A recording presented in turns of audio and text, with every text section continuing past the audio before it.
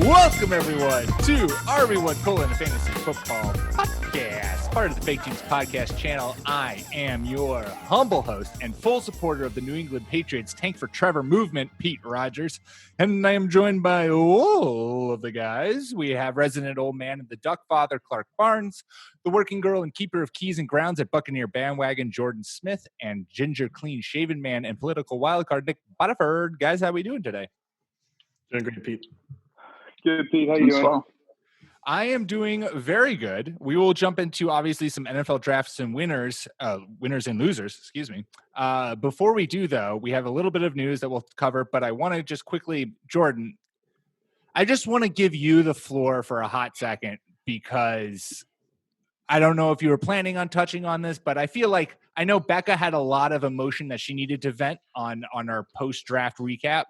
I feel like I want to give you the time as a Packers fan who saw Aaron Rodgers' replacement and basically the yellow brick road set up for Aaron Rodgers to be traded to the Patriots so that they can go on and win a Super Bowl while you are stuck watching Jordan Love trying to, rekindle what was once there with Aaron Rodgers. How do you feel about that? I love how it's like there's a narrative of Aaron Rodgers needs weapons and then the go-to move is to trade him to the Patriots, in which there are none of N'Keal those. Harry is a goddamn saint. Don't you tell me otherwise. We don't know it yet, but I'm sure he's great. I don't know. Tell Becca not to worry too much. I was just confused. I was like quizzical during the draft process. I didn't really know what they wanted to do. But you go out afterwards, you try to gain as much information as possible, do a little research and try to make sense of it all. And it's so much easier to be optimistic about your team than to be like consistently upset like some other really rough franchises. So it's April 27th. Nobody's team is set right now. Nobody has a complete roster at this moment. And we don't even know what's going to happen with the beginning of this off season here. So, I think that people's teams and all that, nobody really knows until we actually get people on the football field. So it's a bummer to see that Brian Gutekunst has already gotten to you, Jordan. I wish we had recorded before you were bribed to take his side. Yeah, the subtext is really no one knows when Aaron Rodgers will be traded to New England. Right, but it's coming. We know it's coming. We just don't know when. Hey, you know what? I don't know if the Patriots have the draft capital to be able to get them back. It's true. Aaron Rodgers may take the Antonio Brown route to try to force this trade, and that's something that I would love to see out of. We'll give you Julian Edelman, Jordan. He's basically a better quarterback than Jordan Love already. So you guys are set for the future. Nick is loving the amount of shade that is starting this podcast. Yeah, I've not to spoil too much, but I'm gonna. I don't know. Don't let Becca listen to my segment.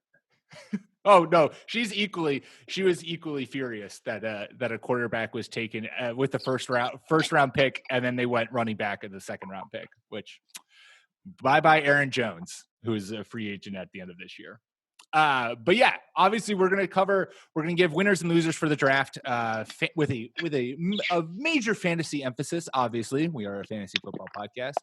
But before we do that, let's cover a little bit of the news that has gone down since the draft. Obviously, the headline news breaking: Jameis Winston has found a team for 2020. He signed a 1-year deal with the New Orleans Saints and will now be Drew Brees' backup to his backup because Taysom Hill is a franchise quarterback who also signed a new deal. So well done, Jameis, to land in New Orleans. It's crazy that they have 3 of the best quarterbacks in the league on their roster now. It was interesting. So you guys probably already know this, but reports indicate that he took less money to go to the Saints. The Steelers offered him more, but he actually turned it down. And Really? I have to say that he, honestly, I mean, it's a decent system for him, but I think that given that both of those players have a long history of mistreating women in their backgrounds, that would make for a ton of terrible That's narratives. fair. And I'm inclined to think that was a major reason for why he did not opt to go there, because I think that the like headlines and jokes and terrible things that would have come out of those two being teammates would have been pretty bad. Because I agree with you. The match makes so much more sense as a backup for the Steelers than for a backup to the backup, I guess, technically, to the Saints, because Ben Roethlisberger is more than likely going to get injured again at some point this season. It feels like Jameis would plug in instantly into that offense. Whereas with the Saints, I guess he's hoping for the Teddy Bridgewater kind of boost, where Drew Brees maybe gets injured again. And despite the fact that Taysom Hill is a franchise quarterback, according to Sean Payton, and the next coming of Steve Young, that Jameis Winston would get the start over Taysom Hill. He just wants to stare at his former team from across the sidelines twice a year. Just wants to wave to Tom Brady, who he's honored to have been replaced by. I saw something on Twitter, which I think is absolutely incredible, and I'll share it before we move on. Someone looked through it. Jameis Winston has more career passes, more career completions to Saints players than Taysom Hill does. That is which is a phenomenal stat. I think Jameis has thrown 10 interceptions against the Saints, and Taysom Hill has 7 completed passes in his career. So franchise-altering, franchise quarterback, next coming of Joe Montana, Taysom Hill. Never going to live that one down, Sean. 2 trades amongst NFL veterans went down during the draft. Clark, your boy Matt Breida has escaped the confines of San Francisco, where he was constantly being thrust down the depth chart, and now enters Miami, where there's only Jordan Howard in front of him. And we know Jordan Howard, I mean, nothing can get past Jordan Howard. Yeah, the Dolphins not taking a running back in the draft late is a little surprising, but I guess you could count them getting Breida for a 5th, I believe, something like that. Relatively late round pick. The only thing that's held Breida back has been injury, and it has been relatively consistent. So even though I generally have a very permissive injury tolerance, I'm excited about Breida just because he's a very good player and because there's a lot of opportunity in Miami. But Breida has, I try not to have this be a part of the analysis, but Breida has personally burned me several times. So trying to temper my enthusiasm.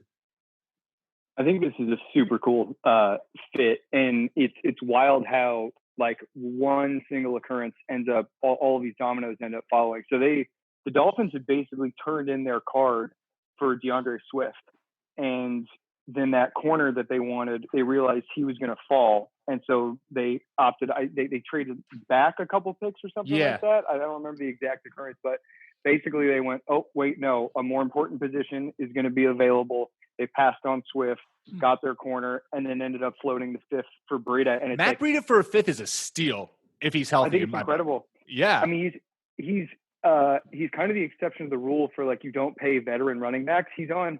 I think his deal is like $3 million a year, which is that's fine. He's going to get a chance now. I mean, really, what he's got to beat out effectively is like Kalen Ballage, Myles Gaskin. I think they got a UDFA. But like Howard's not catching any passes. Like Breida should really be locked in for 12 to 15, and that's they might not be as beautifully designed as the Shanahan offense, but I think that the Shanahan group showed us they had a limit to how many touches they were ever going to give him. There's at least some ambiguity, and he still got the high floor. Yeah. There's a world where he stays healthy for a full season. He surpasses Jordan Howard as that starting running back and becomes, I mean, he's averages 5 yards per carry in his career. And we've seen plenty of flashes and plenty of huge fantasy performances on a single game level from him throughout his career. And if we get a full season of that, he's someone who maybe he spurned Clark too many times, but he's certainly a running back flyer who I'm willing to take at the back end of drafts, because if he's healthy, I don't see Jordan Howard as too much competition in front of him, and that's a backfield that he could win easily. Yeah, and the 4th, 5th, 6th round is always the if he's healthy or we're taking a shot on this 6th, 7th round rookie. If his ADP stays in check, I'm going to be happy to take that shot on Breida. In the worlds of Lin-Manuel Miranda, I'm not throwing away my shot, and neither will anyone when you draft Matt Breida. Nailed it. That was a delightful analogy. One more trade went down. The Philadelphia Eagles traded for Marquise Goodwin. Well, another 49ers trade. 49ers just selling pieces off. Marquise Goodwin goes to the Eagles, adds yet another speed threat to a team that seemingly is now just constructed of speed threats and Alshon Jeffrey. I guess that's great. We'll see if Marquise Goodwin can stay healthy. He's struggled with injuries and just can't kind of staying on the field recently. He's shown flashes before. I don't really necessarily see him as anything more than like a flyer, not even a flyer, but like a kind of a waiver wire ad. I don't think he's necessarily going to come in and be a immediate contributor in Philly, but maybe I'm wrong. I think that pick was just about hedging their bets. Like Deshaun Jackson, he's obviously phenomenally talented as a downfield receiver, but he's really old, and we saw he basically took a hit and was out for the year last year. They got Rieger, however you say his name. Thank you. They doubled down with Goodwin, and they got. I'm trying to think of. They took two receivers late, and I think it was the kid from Oregon State is a similarly like speedy downfield receiver. They got a type. They just went. Yeah, well, I mean, that's what they've had intermediate weapons. They've had short range weapons. They just haven't had anything downfield. So they go out this offseason and I guess add Goodwin, Rieger, OSU. They have three more. Thank you. Just three speedy downfield receivers. This is what they've been missing. They're like, we're not taking a chance on one injury. No, I mean, it's giving a ton of weapons for Jalen Hurts to throw the ball to. It's going to be great. Do we need to explain the Eagles' process if they have a second quarterback and not a backup and all that? Do we have to go into that? Did you see the reports that it's because they're nervous about Carson Wentz getting COVID? What? Yeah, I saw that was or it wasn't specifically Carson Wentz. Is that NFL teams were like looking to get backup quarterbacks in the draft because they were worried about starting QBs getting COVID. That is, if not, that has to be. That's fake. Pete. Sounds like a conspiracy theory. Sounds legit to me. Pete has a spot on MSNBC after this where he's gonna. I gotta quickly go in and plug some COVID stuff. No, I mean their philosophy is they have two quarterbacks on the roster. It's not a backup; it's the QB2. And like if you're interested in more analysis on this, just go scroll through Josh Hermsmeyer's speed because he's spot on with her. It's always good to draft like a good quarterback if they're going to pan out. They can retain high draft value. You know, if you're in the right situation, i.e. the Eagles with a talented roster. Anyway, moving on. Well, there's the news. That's all we got. Definitive end. We nailed it. All right. Well, let's get into winners and losers for the 2020 NFL Draft. Why don't we start with you, Jordan? Give us either a winner or a loser. You take your pick. I'll just start with the winner. I'm actually going to say something nice about the Chicago Bears right now. One of their winners is Cole Kmet. He is probably the more highly rated tight ends in this draft, even though it wasn't a particularly deep tight end class, but he's a fairly athletic tight end out of Notre Dame who can block and pass if they need him to. I mean, obviously they swung big and signed Jimmy Graham to a large guaranteed deal, but the more traditional all-around tight end spot on the field on their depth chart is still wide open.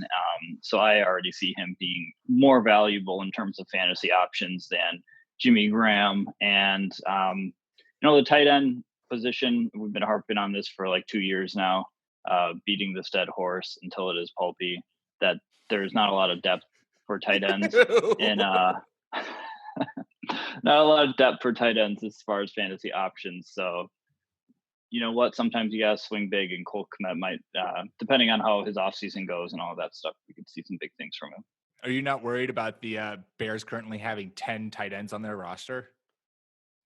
Yeah, so no. I wanted to bring this up too. So we've got literally what are we doing here in Chicago? Other tight ends that he has to compete with for targets, and tight ends are developing slowly. I'm struggling to see Trubisky feeding this guy. Maybe Mitchell All right. Trubisky. Mitchell I'm Trubisky with is you. just like, all right, well, I got only one guy to throw the ball to. When you said I mean- Trubisky feeding this guy, I was like, yeah, that's a problem. All right, Foles. Who are we talking about? Oh, okay. They use some high draft capital on Cole to make sure they brought him in. They have a bunch of tight ends because they definitely haven't found the right one, especially after the Trey Burton fiasco. But Mitch Trubisky is kind of on a short leash. It's nice for him to have some sort of security blanket, I'm sure. But even if it's not him and it's possibly Nick Foles that ends up taking over, Nick Foles That's fair. likes passing to his tight ends in Philly. We didn't really see what he could do in Jacksonville, but you definitely liked having a guy like that in Philadelphia. Yeah.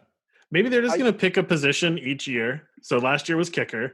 This year is tight end. And they're just going to get 20 of these guys on the roster and just be huge dicks to all of them and see who wins and who gets to They play. just want to hurt people's feelings. Yeah. The Foles, Foles is going to be the starter there. I just think behind Anthony Miller and Allen Robinson, a rookie tight end is tough.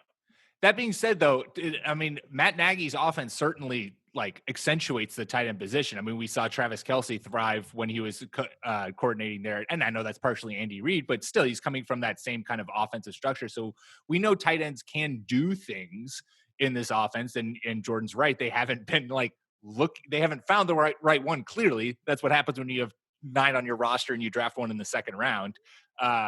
So there's certainly potential, and he was the consensus best tight end. So I think he's someone who, because everyone hates Chicago and because no one knows what the hell they're doing, he could be a name that gets pushed way down draft boards, and he's not someone that you really have to risk anything on, but could find himself in a mildly positive situation, which is a lot of disclaimers, but When you're drafting anyone on the Bears without in the back of your mind telling you this is going to be Nick Foles' show. Oh, it's 100% Nick Foles' show. I would put a beer that Mitchell Trubisky starts 3 games this season. No, that's fair. I totally spaced on that. It will be Foles, but I don't think that moves the needle. Anyway, we're gonna beat this dead horse. Yeah, side text. I'm just surprised the NFL showed such restraint to wait until the second round to draft a tight end with. Yeah, they should have aggressively traded up for that. Right. Yeah, that's classic Bears fashion. Good one. Go Packers. Fuck the Bears. Clark, give us a winner or a loser. Mine's are pretty broad and pretty simple. So I think the Cowboys are huge winners here on our draft show, where I think I missed all of my picks.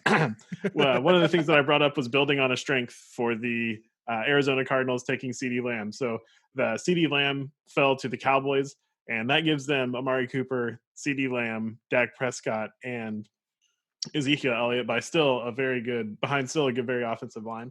They're pretty loaded on offense. And I don't think that Dak is the greatest. I don't think Amari is the greatest. But they are all plus players at least. And this just gives them a really good situation with a rookie wide receiver, like we saw a couple of years ago with Calvin Ridley going to Atlanta. We shouldn't expect CeeDee Lamb to have 1,400 yards, but for him to have 800 or 900 yards would be huge for both him and the Cowboys offense. The Cowboys are going to be really interesting this year. They're usually pretty interesting, but more so with them kind of doubling down on the strength of their roster here, getting a big time stud to go opposite of Amari Cooper. This is going to be super interesting. Super interesting. Yeah, I think Dak is certainly a huge winner from a fantasy standpoint. I mean, the guy has more weapons on him than gun enthusiast. Nailed it. But I am not a fan of this landing spot in terms of CeeDee Lamb's fantasy value, because of the fact that you're obviously he's dealing with Amari Cooper and Ezekiel Elliott already, who are going to take the majority of touches. And Michael Gallup had 1,100 yards and 7 touchdowns last year. And I think it's phenomenal from a real football standpoint. I don't know how defenses are going to shut down this offense. This offense has so much potential. From a fantasy standpoint, if CeeDee Lamb had kept falling and made it to Philly, holy shit, I would have been all over that. That would have been the number 1 pick off of any board, because you have the best wide receiver in the draft going to a team that desperately needs a number 1 wide receiver. Him in Dallas, I don't love that pairing for fantasy. I think in dynasty leagues, totally buy it. because I think there's obviously potential for him in seasons to come to have a huge role there. But they just gave Amari Cooper a 5-year deal. And I know that probably that's like only really 2 years of it before they can get out from under it. I'm not in love with Lamb's fantasy value for 2020 because of the spot, but I think Dak is going to have an incredible season and be another top 5 fantasy quarterback. Okay, I'm pretty pumped. Initially when I saw this, let me preface by saying I am pumped. Yeah, so initially when I saw this, I was a little bit dismayed. But so as far as the Amari Cooper contract goes, you guys can double check on over the cap, but I'm fairly certain they can actually get out of it after this season. Oh, okay. And like big time can get out of it. Not that I hope that they do so, but something to consider here is Randall Cobb's gone. Jason Witten is gone. Cobb racked up 83 targets last year, and I expect all of those to go to CeeDee Lamb. I think that it's reasonable that he could push for triple-digit targets. Because my expectation here is that he's going to be the primary X receiver. Gallup will stay in his downfield speed receiver role and push Cooper in the slot. And Cooper's going to get kicked inside. And I think Amari Cooper can still push for like 140 targets in this. Yeah. I think that there's going to be a serious debate over whether Dak Prescott deserves to be the overall QB1 in there with Patrick Mahomes and Lamar Jackson. Yeah. What we're going to need to see to solidify something like that is clarity on whether or not Kellen Moore is given the reins to play calling. And if that's the case, I am all in on this team as a perennial 11 personnel grouping. They're just going to roll all 3 receivers out there and light it up. I do think that CeeDee Lamb's ceiling is much lower than if he had gone to a team that was really lacking an alpha dog. Sure. But I'm far less bummed than I was when I initially saw the pick go down. I think it was really savvy drafting, and there was a little I think it was Lock on Fora who was talking about Jerry Jones had finally been won over by their quietly developed analytics department and saying, no, just go with the best player available, build on his strength rather than, going to get an edge rusher. Just like, let's just outscore everybody. Can I quickly say something on your pitch about Dak being considered QB1? Yeah. Dak in his career has averaged at least 5 rushing touchdowns this season.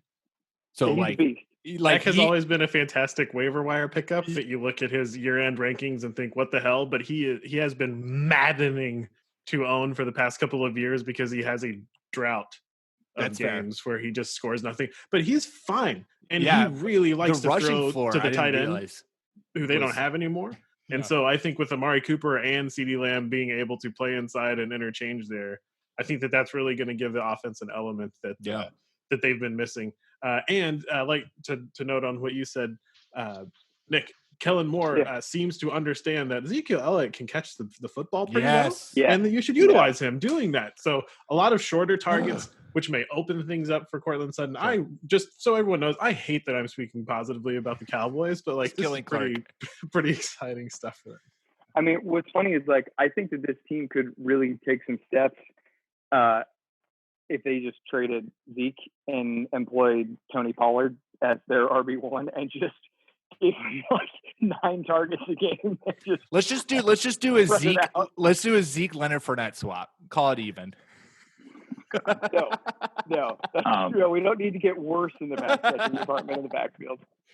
Some numbers for the Dallas Cowboys. Number 1 in net yards gained per pass attempt in 2019. Number 1 in yards per offensive play. Randall Cobb, yes, he did have 83 targets, which is a ton that are left on the field now. But Jason Witten also racked up 83 targets somehow. Jesus Christ. So there's a ton of offense to go around here.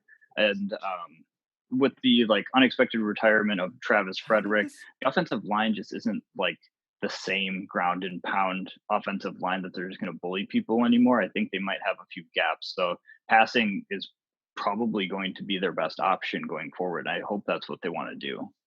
Good Lord. As long as McCarthy doesn't get the reins, I think that the sky is the ceiling here.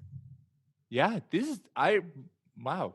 119 targets for Amari, 113 for Michael Gallup, 83 for Cobb and Witten, and 71 for Ezekiel Elliott. Almost 600 attempts for Dak Prescott. Good Lord, Dallas. How many games did they play? Like, what is this? What are we looking It's at? almost like they played 18 games. It just seemed like a lot. Like that's a lot of production from this offense. Much. Oh, good God. Nick, give us a winner or loser. We'll keep it simple to start things off. I think one of the bigger winners is somebody that we've already talked about on a previous episode, hoping to rustle your jimmies here, Clark. DJ Moore, with the Carolina Panthers going entirely defensive for this draft, and they've just solidified DJ Moore as the alpha dog in the passing game. Joe Brady's offense is going to just be an all-out aerial attack, and yeah, that includes like 120 targets for Christian McCaffrey. And like the way that Teddy Bridgewater prefers the short to intermediate area of the field, they've got Robbie Anderson locking down the deep corners. Curtis Samuel probably going to do some backfield stuff, but also going deep. DJ Moore is just going to eat in the short to intermediate area, and doubling down as he's going to be a wide receiver one across all formats this year. Yeah, what Carolina did was extremely interesting, and I've wanted Teddy Bridgewater to be a thing since the Vikings jumped up and snagged him in front of the Texans. Carolina is going to be a huge question mark outside of Christian McCaffrey. But I think Teddy Bridgewater is pretty good, and DJ Moore showed that he's a really good developing wide receiver. So I think this is a good like. He is sort of like the earliest breakout ages ever. He's not developing. He is here, Clark. He is here. He is so good. You're right. I agree. I don't know what we're talking about. Are we talking about Teddy Bridgewater? DJ Moore. So, DJ Moore.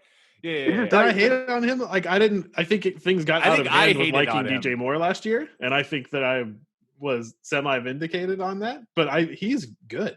I was tepid about him in 2020 because Teddy Bridgewater throws the ball 5 yards downfield. Oh, that's pretty good that's going to be pretty good for DJ Moore. And I don't think DJ Moore is like, I don't know. Anyway, I think he can do short and long stuff. Yeah.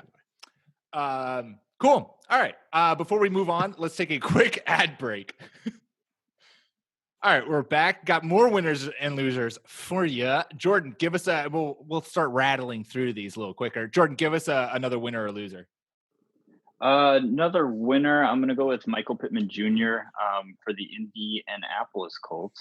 I think he is, especially with Phillip Rivers in the later stages of his career, he's a big-bodied wide receiver with pretty sure hands.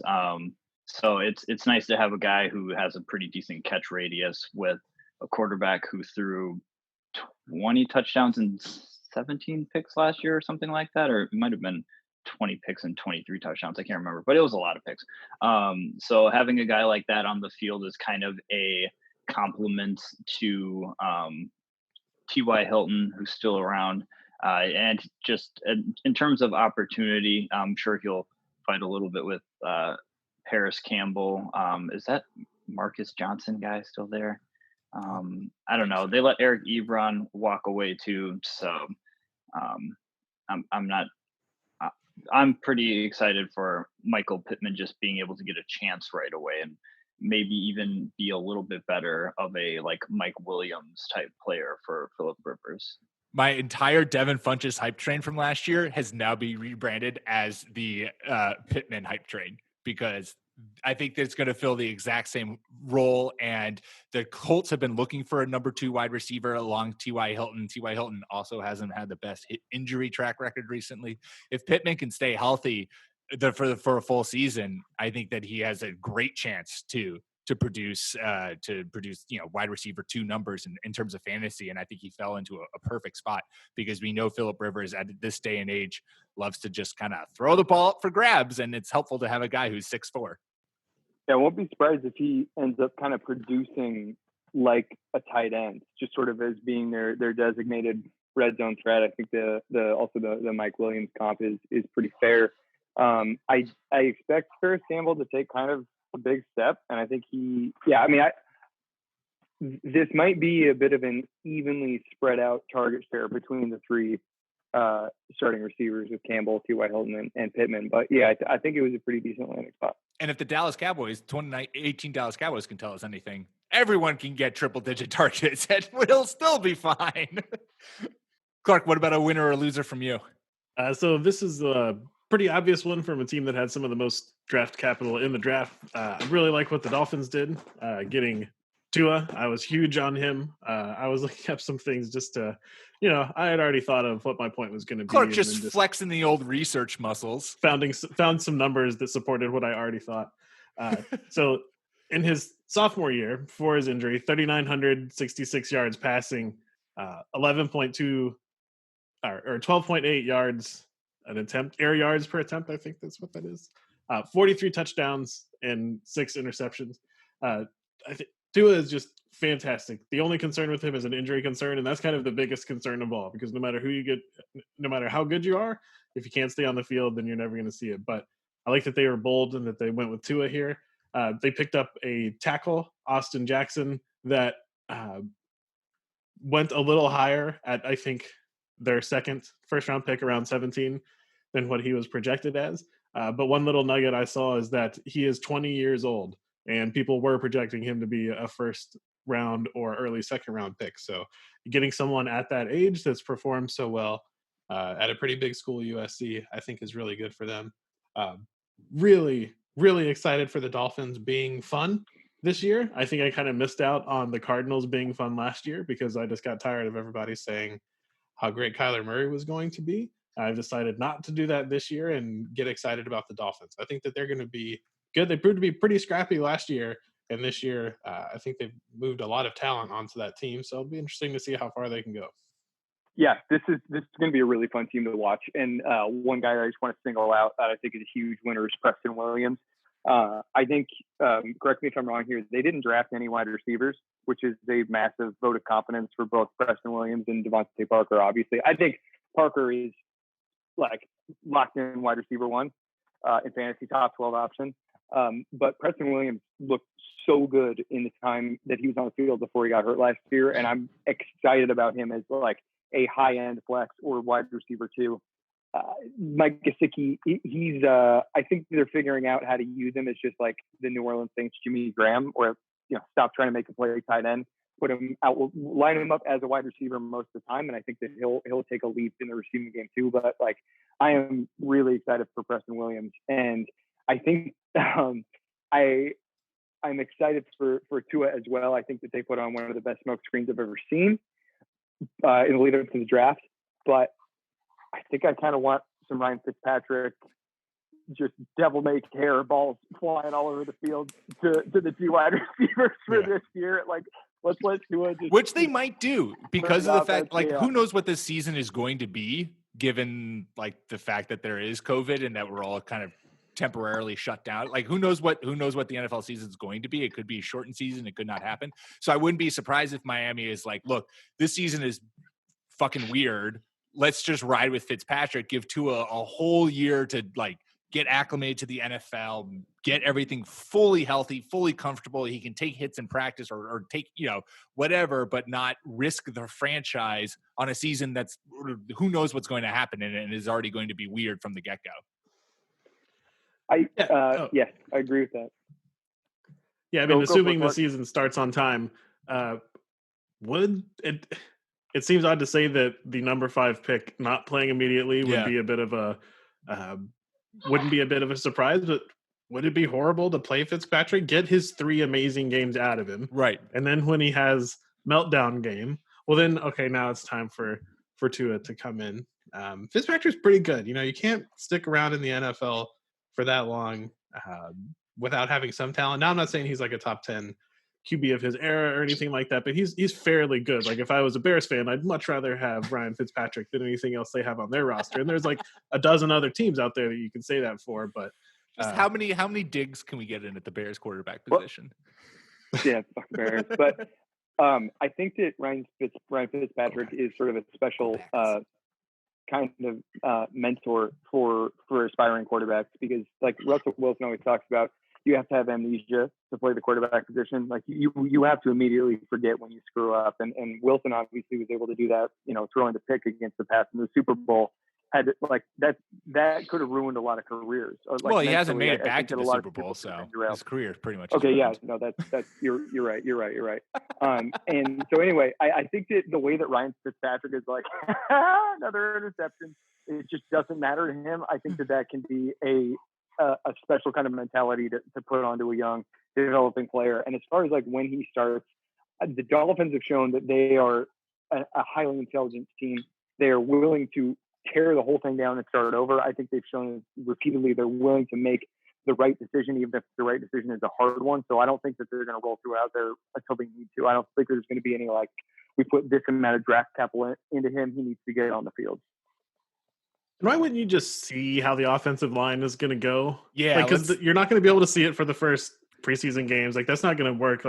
So lots of good positives for letting Fitzpatrick figure that out for the first. Let's make sure games. Fitzpatrick takes like the couple 5 blindside hits before. Because they may be good. They invested a lot in their offensive line. They're not going to be fantastic. They may be okay, but it could be real bad too. So let someone else have the wheel after the brakes have been changed. Just make sure everything's okay. Nice, Clark. Good ref. Good car ref, bro. That's for all our car people out there. A clear winner for me in terms of fantasy is, and this is no secret to anyone, I put out my top 40 rookie rankings for redraft leagues, and he's clearly my number one guy. Clyde Edwards-Helaire is just going to do fucking wonders in Kansas City under Andy Reid. Andy Reid has already come out and said that he reminds him of Brian Westbrook, which should just get everyone way too hyped. But this is a guy who was productive at LSU, who I've watched some tape on him now, and good Lord, his jump cut is mind-boggling. It is incredible how quickly he can go from one side to the next in an instant, and he's productive in the passing game. You know that the Chiefs, Andy Reid can take any running back really and make them fantasy viable, and I think that even still, we've seen success in that backfield. We haven't seen a clear number one guy. Damian Williams is not that guy. All my Clark, who am I trying to think of? Darwin Thompson. All my Darwin Thompson dynasty shares are now dead, which is terrible. Well, hold on. Well, they're on life support. Don't sell it for nothing. Yeah, I mean, they're not doing great. Yeah. But Clyde Edwards-Helaire has a fast track to the starting gig. Clearly, they are super hyped to get him. I think I saw Patrick Mahomes requested that they draft him. Basically, he's falling into a perfect situation in an offense that's going to put points up, and he's the perfect back for that. He is going to be fantasy gold this year. I like it because of the Andy Reid comments. He reminds me of Brian Westbrook. It is an absolute luxury pick from a Super Bowl winning team that could have really used defense and did try to pick up some pieces. But again, building on a strength of we're just going to score 50 and we bet you that you can only get 35 or 40. I like that. That's interesting football. Defensive powerhouse teams are interesting too, but Chiefs probably going to be pretty good this year. The only worry in Kansas City is the potentially crowded backfield, and I'm going to have to spend some time working on this name off the podcast because I can't pronounce it right. But he's a little dude, and little dudes have made it and been just fine in the NFL. And Andy Reid has used running backs in ways that doesn't get them absolutely killed. So that may not be a concern. I just feel like we're already approaching so is he the 106 or the 107 in redraft leagues? Because people are excited, and they should be. The Kansas City running back is an exciting position, but yeah, good pick and an exciting pick, especially for fantasy. He's a top 30, top 40 guy in my opinion. I don't think that he should be going anywhere near the first round. I mean, how couldn't you take him in the late second? Just spitballing the Chiefs' presumed starting number one running back. If just tell me who it is, and I will take a second round shot on that person. Unless it's Williams, unless it's Damian Williams, and we avoid the shit out of him. I was just going to bring him up because I was like, I think in some instances people might have a little bit of whiplash from picking him so early just because he was the Chiefs running back.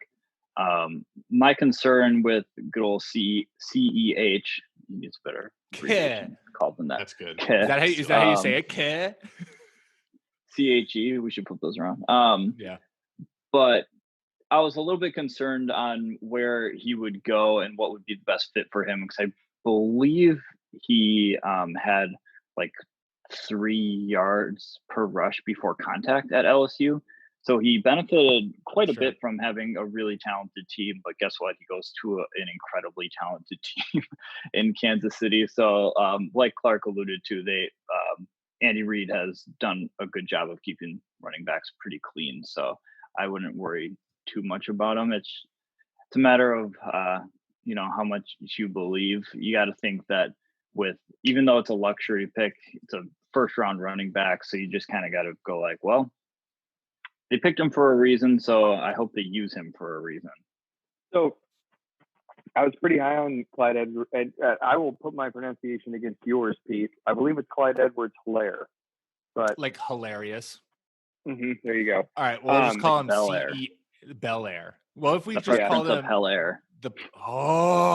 there's a was really nickname. The H is Prince always of soft, Helaire. isn't it? Like Ellier or something? Dude, Is that that too one close too. to the border for everyone? So, Prince of Helaire. Done. Josh Hertzmeyer, who I referenced earlier, has been just destroying him as MEA, just calling him meh because running backs don't matter. But so I think that this is as good of a fit as.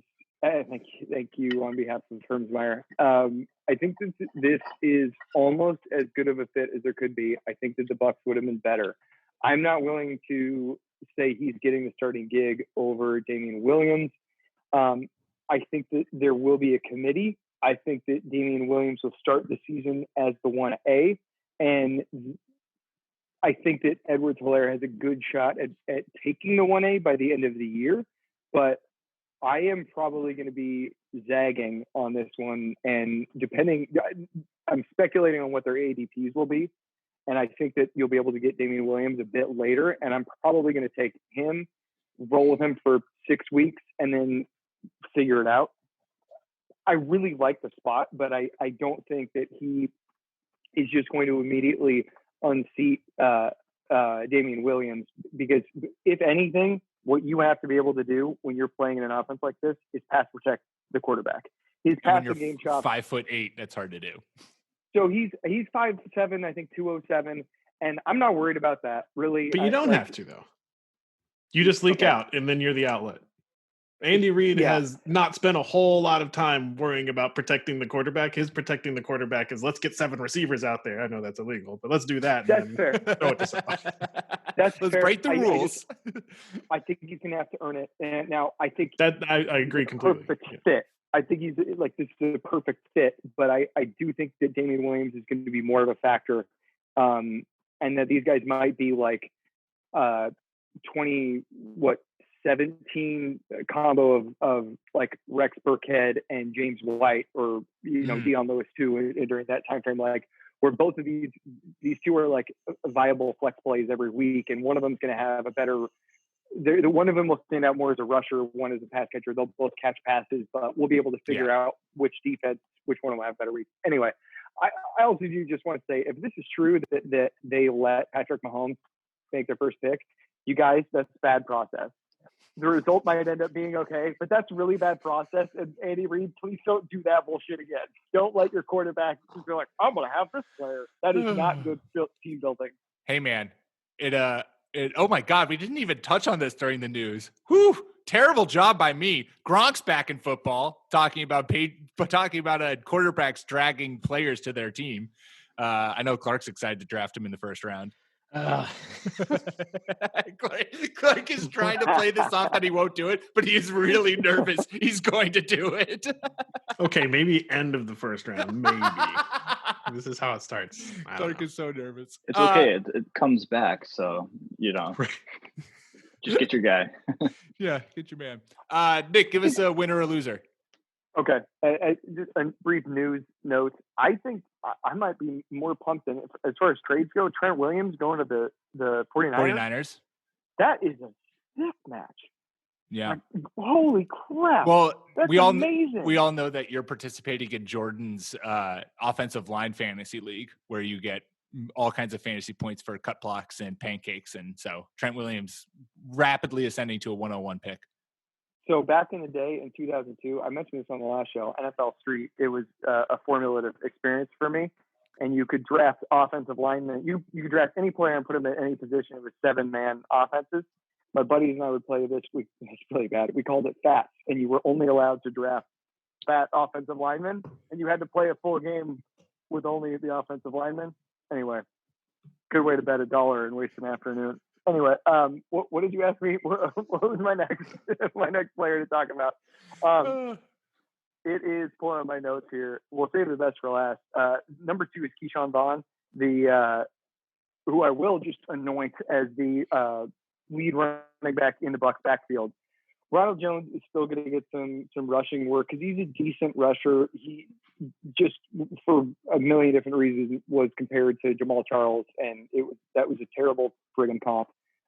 He can't catch passes, and he doesn't work hard in the offseason. And Tom Brady is not going to let Bruce Arians line up a running back that doesn't pass protect. And that is perhaps, Clark, it was worthwhile for you to point out that a lot of Andy Reid's running back pass protection is just to leak out to the side. The back playing for Tom Brady does have to go chip blockers. Yep. And Jones hasn't been able to do anything in the passing game, whether that's blocking or pass catching. Dare Gunbowale fizzled out last year too. I think Keyshawn Vaughn, he's a fine athlete. He's not special, but he's fine. He's going to step into like 80 targets. And if you're in a half-point PPR, full-point PPR league, which hopefully you are, he's immediate flex or RB2 value. And assuming he doesn't like blow it, this job's his. Yeah. Oh, 100%. I really like that. And the only thing that would scare me about something like that is a guy like Lamar Miller or some other super veteran running back who is just going to go there because they're confident he can learn the playbook and not get Tom Brady killed. That's the only thing I would be on the lookout for. But the running back position in Tampa Bay has been kind of a dearth of talent lately, and that is not going to be the case. Like sometimes free agents go to a team and everyone gets really excited about it and it is a big flop, and I think that is 100% not going to happen with Tom Brady going to Tampa Bay. Tampa Bay already had a very prolific offense, so he may not best that, but they are going to be a much better team, and this is going to look like a Tom Brady team. They may not win the Super Bowl, but so the things that we saw in New England we're going to see in Tampa Bay. And so anyone that can fall across the goal line 13 times could have fantasy relevance. So super exciting pick by Tampa Bay. And Nick, I agree with you. He's going to be on the list. Definitely. All right, we got one more round. We're going around the horn, and to keep things lickety split, I have a timer, and you're allowed 1 minute at most to make your pitch about why this person's a winner or a loser. So be concise. Jordan, we're starting with you. Who's your final winner or loser? Clock starts. I need probably less than 1 minute. My guy who didn't land in an optimal position, I won't call him a loser, is Zach Moss. Just because I thought he had a real opportunity to go somewhere and be a potential starter to a team that was actually running back needy, and the Buffalo Bills are not exactly that. They drafted a rookie running back just last year, Devin Singletary, who ended up taking over for the illustrious, the tremendous Frank Gore. And I think he's still going to be in that position. And they still have TJ Yeldon on the depth chart as well.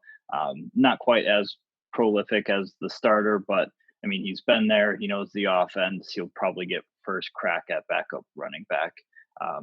So Zach Moss, he's a little bit buried, and that's unfortunate for him. 8 seconds left, Jordan. Well done. I thought you were going to go over a minute with all the adjectives you were laying on Frank Gore. But I could have gone 10 minutes on Frank Gore. Clark, 1 minute. Winner or loser? So I only did 2 today and just did winners. But I'll do a loser. And this is beating the dead and buried horse. But the Packers spending that draft capital on a quarterback is baffling. So I'll just leave it at that. We already talked about it. That just is dumb. That is just really dumb. For real. Can I steal the extra 30 seconds from him? Yes, I will cede my 30 seconds to the gentleman from Washington. So I want to expand on that. I think that what's happened here is that Mark Murphy has officially taken the power from Brian Gutekunst, because Gutekunst's his presser after day 2 is basically like, well, Matt LaFleur, he just wants to tie everything to the run game and build on the running game, as though the running game leads to efficiency and play action or whatever else. It's going to grind him down in the third quarter, whatever. Things that I want our listeners to do: go Google Ben Baldwin, title of the article, Rushing Success and Play Action Passing. Go educate yourself on that. Go check out Josh Trumpsmeyer's article, Can NFL Coaches Overuse Play Action? It basically comes down to running doesn't do anything. It doesn't lead to better play action. It doesn't lead to better passing in any means. These passing and play action exist as their own entity. So this idea that Matt LaFleur is expressing here, where he's going to build up this offense by creating a strong running game, shows that he's uneducated in these matters. The winner, though, because this is a winner section, is Davante Adams, because this team is going to ratchet down Aaron Rodgers' passing attempts. And he's very similar to Tom Brady. They're two angry quarterbacks who will only throw the ball to someone who they trust. If they do not trust this person, they're not going to throw the ball to him. Davante Adams is going over 10 targets a game, and I think he could push Michael Thomas for being the overall wide receiver one. I don't think anybody else in this offense outside of Aaron Jones is going to really be worth owning. Well over 30 seconds, Nick, but point well made. It was my 30 seconds, though. So Oh, that's fair. At some point, we're going to have a discussion, Nicholas. We're going to have an off-season podcast where we discuss how building an offense around the run game makes you stupid, but Kyle Shanahan building an offense around the run game is genius. But we'll save that for another time. He built his run game. Sorry, he built his offense on the play action game, I would argue.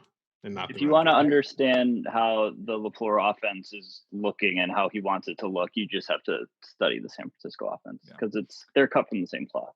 All right, 1 minute for me. And when you have Jimmy Garoppolo as your quarterback, that makes sense. But when you have Aaron Rodgers as your quarterback, you should not do the same thing. But we're saving this for another podcast, you guys. Which he's showing he can't.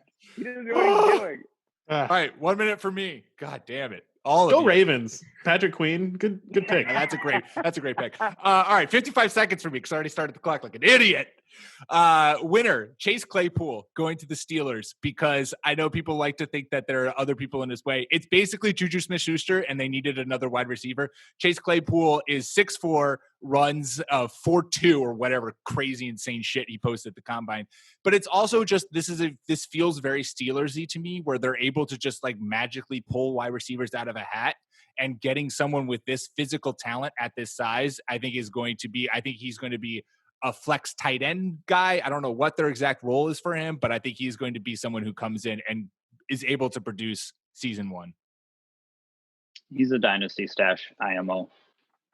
So they have announced him as a wide receiver. He's not playing tight end. And what he's able to do is insane. 6'4", 238, 40.5-inch vertical, 10.6 broad jump, 4.2 40, not that I care about 40, but 1.56 10. That's 10 yards. That's awesome. I do think that Deontay Johnson is the real deal on the outside. I think Claypool and Johnson are going to bookend, which allows and put Juju in the slot side, and we're getting back to Juju with 130 slot targets. I just trust the Steelers. The Steelers have shown time and time again that they can take like any wide receiver and suddenly turn them into a hot commodity. So with someone with that physical attributes, I'm all in. Nick, you have 1 minute for your final winner or loser. Oh no, Pete, we misunderstood here, baby. That was it. Davante Adams was your winner. Packers and talking about Davante Adams. Great. I just wanted to add Clark's thing on there. We can talk about my love for Juju Smith-Schuster this year. Yeah, ooh, that's a twist. Now's the time. Burns. Hit it. You got 1 minute. Go. Oh no, I said all last year that he's very good, and my hypothesis of why he wasn't going to be like the number 4 wide receiver that he was being purported to be by some people who got way out of hand. I just said that wasn't going to happen because it's his first year as the number 1.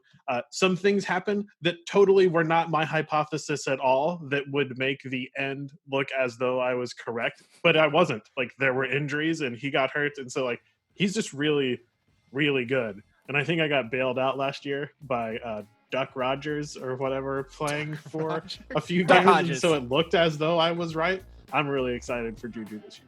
Headline reads, man who accurately predicts Juju's descent in 2018 calls for Juju's ascension in 2020. Or 2019, excuse me. I pulled a Roger Goodell and didn't remember years. Good tight headline, Pete. Thank you, Clark. Thank you. I got to give you the credit you deserve. All right, well, there you go. That's the podcast, everyone. Make sure to subscribe wherever you get your podcast, iTunes, Spotify, Stitcher. We are there. Follow us on Twitter at RB1 Podcast. You can follow myself at Pete M. Rogers. Follow Clark at NFL Clark. Jordan at Jordan_Smith27. And Nick at Ginger__Nick without a K. We will be back at you next week. Until then, peace.